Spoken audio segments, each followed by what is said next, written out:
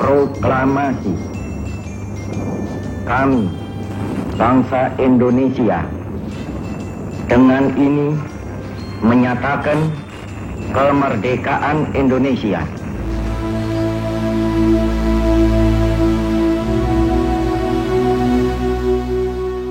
Insinyur Soekarno dikenal dengan Bapak Proklamator Indonesia karena membacakan naskah proklamasi kemerdekaan Indonesia pada 17 Agustus 1945.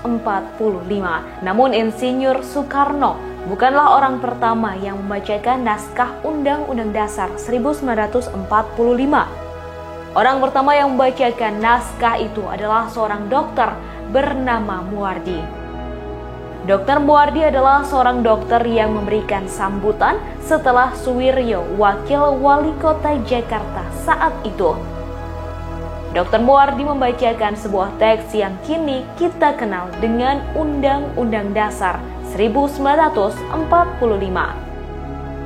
Teks tersebut dibacakan sebelum Bung Karno membacakan naskah proklamasi. Dr. Muwardi merupakan seorang dokter lulusan School of Leading for Industrial Arts atau STOVIA yang lahir di Pati, Jawa Tengah tahun 1907. Ia juga aktif berorganisasi dan menjadi pemimpin umum Pandu Kebangsaan atau Kepanduan Bangsa Indonesia yang menjadi cikal bakal pramuka. Muwardi aktif juga di organisasi Barisan Pelopor yang bertugas untuk mengamankan para pemimpin perjuangan yakni Soekarno dan Hatta. Ia diserahi tugas untuk memimpin Barisan Pelopor di daerah Jakarta. Rumah pribadinya di Jalan Cikditiro nomor 7 Jakarta menjadi markas Barisan Pelopor Jakarta. Di rumah tersebut digelar rapat-rapat untuk mempersiapkan strategi kemerdekaan Indonesia. Muwardi bahkan beberapa kali menjual barang miliknya untuk membeli makanan bagi para pemuda. Kemudian pada 15 Agustus 1945 di rumah Bung Karno di Jalan Pegangsaan Timur nomor 56 Jakarta terjadi perdebatan serius antara sekelompok pemuda dengan Soekarno mengenai proklamasi kemerdekaan Indonesia. Ahmad Subarjo menuntut adanya pembacaan proklamasi malam itu karena sudah ada ribuan pasukan bersenjata yang siap mengepung kota untuk mengusir tentara Jepang. Soekarno kemudian menyebut jika tak segera memproklamasikan kemerdekaan, maka akan terjadi pertumpahan darah dan pembunuhan besar-besaran esok hari. Para pemuda terus mendesak agar segera memproklamirkan kemerdekaan dan tidak menunggu kemerdekaan diberikan sebagai hadiah meski Jepang telah menyerah dan kalah dalam perang. Soekarno mengkhawatirkan kekuatan Indonesia dalam menghadapi pasukan dan mempertahankan kemerdekaan Indonesia pasca diproklamirkan. Namun pemuda tetap menuntut agar Soekarno-Hatta segera memproklamasikan kemerdekaan. Hingga akhirnya Soekarno menyebut tak bisa memutuskan sendiri dan harus berunding dengan tokoh lain. Utusan pemuda mempersilahkan Bung Karno untuk berunding. Para tokoh yang hadir pada waktu itu antara lain Muhammad Hatta, Subarjo, Iwakusuma Sumantri, Joyo Pranoto, dan Sudiro. Tak lama kemudian, Hatta menyampaikan keputusan bahwa usul para pemuda tidak bisa diterima dengan alasan kurang perhitungan serta kemungkinan timbulnya banyak korban jiwa dan harta. Mendengar penjelasan Hatta, para pemuda nampak tidak puas. Mereka mengambil kesimpulan yang menyimpang dan menculik Bung Karno dan Bung Hatta dengan maksud menyingkirkan kedua tokoh itu dari pengaruh Jepang untuk dibawa ke Rengas Dengklok. Rengas Dengklok merupakan kota kecil yang berada di dekat Karawang. Lokasinya dipilih untuk mengamankan Soekarno-Hatta setelah melalui perhitungan militer oleh anggota pembela tanah air atau PETA. Letaknya yang terpencil dengan mudah digunakan untuk mendeteksi setiap gerakan tentara Jepang yang mendekati lokasi itu. baik dari arah Jakarta maupun dari Bandung atau Jawa Tengah. Seharian penuh, Soekarno-Hatta berada di Rengas Dengklok.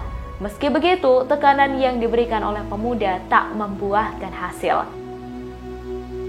Soekarno kemudian menceritakan telah merencanakan membacakan proklamasi kemerdekaan pada tanggal 17.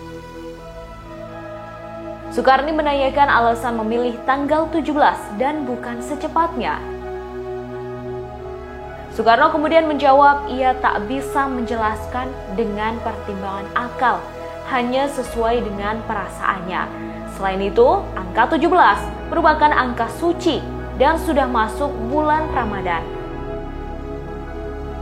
Dalam peristiwa penculikan itu, Muwardi mendapat tugas untuk membangunkan Bung Karno saat dijemput oleh Ahmad Subarjo. Pada 16 Agustus 1945, ia memerintahkan barisan pelopor untuk menjaga lapangan Ikada yang rencananya akan digunakan untuk membacakan teks proklamasi. Kemudian pada 17 Agustus 1945, rumah Bung Karno telah ramai dikunjungi banyak orang.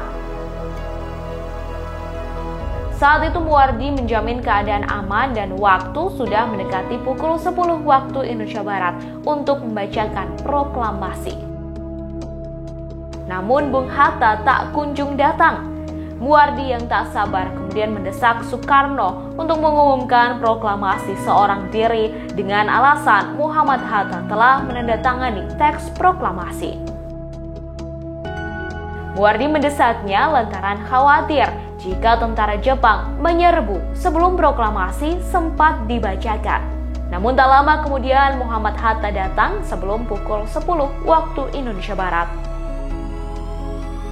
Setelah masuk ke dalam kamar Soekarno, tak lama kemudian keduanya keluar dan menuju halaman depan. Sudah ada mikrofon, tiang bendera, dan para hadirin yang hendak menyaksikan pembacaan proklamasi. Setelah proklamasi dibacakan pada 18 Agustus 1945, barisan pelopor ditugaskan untuk menjaga rumah proklamator sekaligus presiden dan wakil presiden pertama Indonesia. Saat Soekarno hendak menyusun kabinet, Muwardi mendapat tawaran langsung untuk menjabat sebagai Menteri Pertahanan. Namun, tawaran itu ditolak lantaran hendak meneruskan karirnya sebagai dokter. Tak lama kemudian, pemerintah Republik Indonesia telah siap hijrah ke Yogyakarta karena Jakarta dianggap tidak aman. Pengurus BPRI kemudian mengadakan perundingan untuk memindahkan markas ke Solo. Akhirnya BPRI dipindahkan ke Solo, Jawa Tengah, dan namanya diganti menjadi Barisan Banteng Republik Indonesia atau BBRI.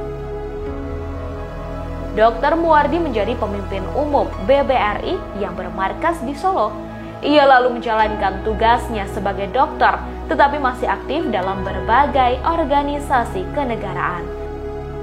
Solo mulai masuk dalam keadaan gawat setelah peristiwa diculiknya Perdana Menteri Syahrir pada 27 Juni 1946 hingga berlanjut dengan kudeta militer yang dilakukan oleh Jenderal Mayor Sudarsono.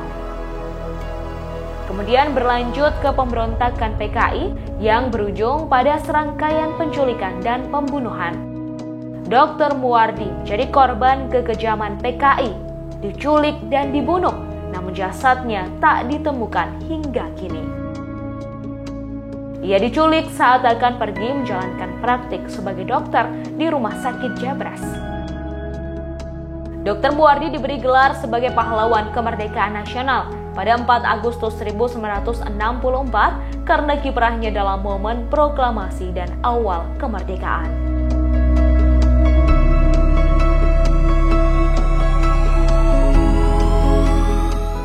Terima kasih sudah nonton. Jangan lupa like, subscribe, dan share ya.